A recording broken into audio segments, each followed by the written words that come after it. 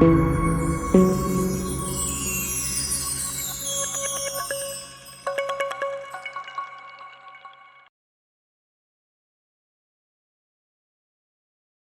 topic since for the day is which I've been asked to speak is on stones, and it is a very interesting topic and as a material as well. I want to do it in a little bit more interesting way. As in, first, I want to speak to everyone and explain that what stone is as a material. I mean, in recent times we think of stone mostly as something which is surface driven, and that's not necessarily true. The stone itself is also structural material. Stone has a lot of also granular quality, so that also is very important, I would say, property of stone. And as a country, we've traditionally been one which has great heritage in this material and medium. So, and it's one of the, I would say, the fastest dying materials as an application globally. Even the craft for this material is fast disappearing. So it's worth to revive it, worth it to understand it. And without further ado, I'll jump into some examples from our projects which I've put together, to explain the kind of creative work we have done with stone. So here's a villa that we've done for a weekend home, and as you can see, this is pure solid ashlar masonry done in white basalt stone.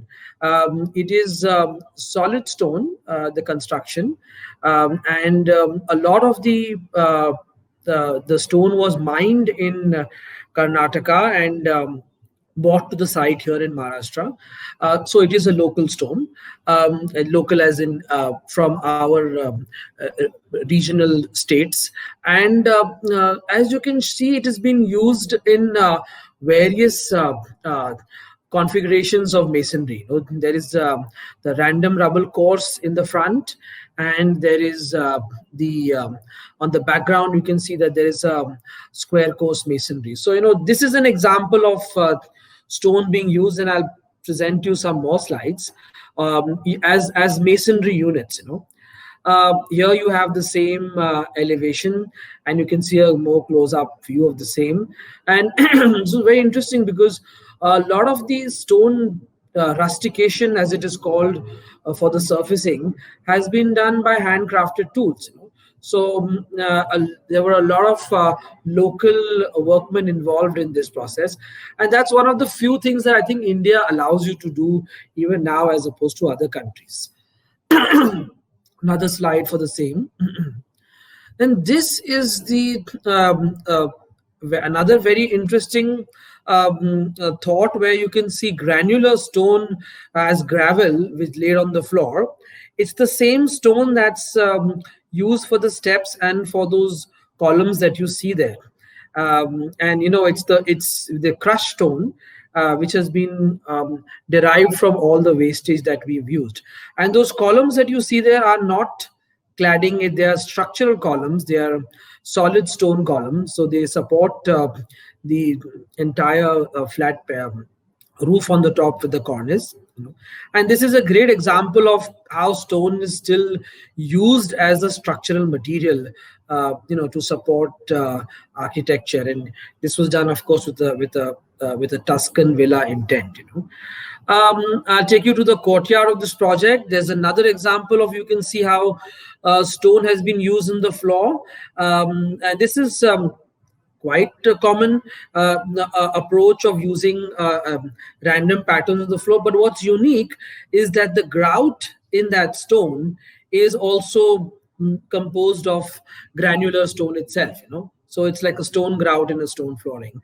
And even those arches and columns are all solid stone construction, which support the spandrel on the top. And in even the molding which is at the balcony level is solid stone. So this was a very interesting project of ours where we explored using solid masonry as a medium.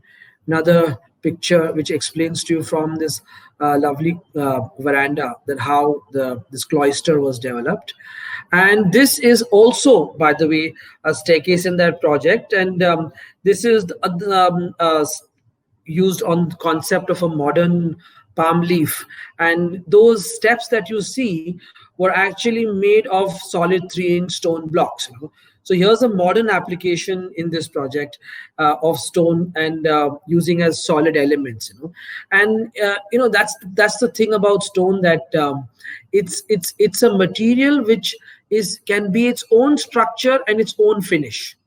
You know, it's not necessarily needs to be a material that's a surface. You know, it supports itself and can be finished by itself, you know. So that kind of an amalgamation is rare to find in you know, artificial materials, you know, say aluminum or steel, you know. Here's a larger picture of that grand courtyard with that staircase going up and all the various applications of stone that I spoke to you about. So this project, and you know, here's the pool side again with a lovely alcove, you know, which is covered in stone. And I think a stone also gives a great backdrop to nature, you know, and you can you know, grow your greenery, you know, and it looks very complementary because it's part of the earth. So this is another detailed shot of another project, and that, as you can probably see, is a flint stack cladding on the wall, you know, and the lovely shadows that it forms. So another application of stone in terms of this is slate material, and how it gets stacked on top of each other and creates a flint stack cladding effect, you know. And it's a modern application. As you can see, there's a glass elevator there, and it's a modern medium to do this technique. Of course, slate again is a great material to work with, although in smaller sizes and units, and it is brittle, but at the same time extremely hard. So given the right application, you know, it is a timeless material, you know. And one aspect of stone which I want to explain is that stone is essentially a medium of compression, and compressive architecture and compressive forces is extremely the language of stone, you know. And we need to use that in projects, you know, and where much of now what we do is reinforce concrete, steel, glass, you know, like other parts of this project. But you know, more and more I feel that the timeless quality of stone needs to be explored, you know, especially now that we need to be more natural in our endeavor and projects. This is another material of a site in Mumbai, which was a makeover site. Again, you know, this is an example of stone cladding. Simple work, elegant, again, timeless architecture, and how it blends so well with the wines and the greens, and you know, how it lights up so well in the evening, you know, with a warm look. So this also gives you the idea that if you have a nature and its presence in your architecture, stone acts like a very great material.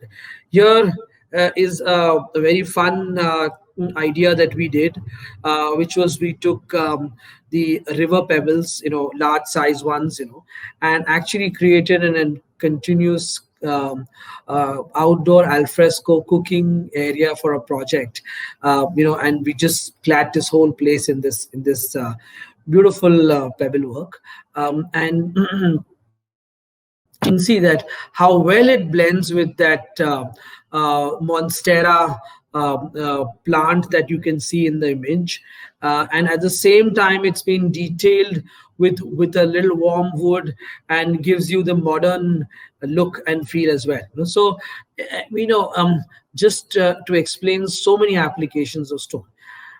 Now this is an application of granular stone. So you know, Stone doesn't need to be only thought of as large pieces or large slabs of cladding. This is example of extremely fine granular stone work done as a wall feature, and how it contrasts with this outdoor toilet which we done in a project, with the black basalt masonry.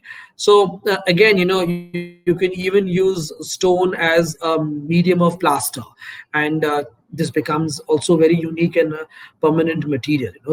So and you can see how it bends and curves and gives you that extremely sinuous feel if you are using this granular stone. Now, here's an example of limestone cladding of another building in Mumbai with a grand traditional Indian gate. And this is your modern clamp-based dry fixing technique, and that's what with a very fine detailing, and that's essentially the idea in this project, that you have a beautiful flat modern surface which contrasts with this traditional grand a gate entry to a project that we did. Okay, here's an example of stone, the black granite stone at the bottom level being used with form finish concrete. That's another building that we did, and a very prismatic. So this example was put to explain stone with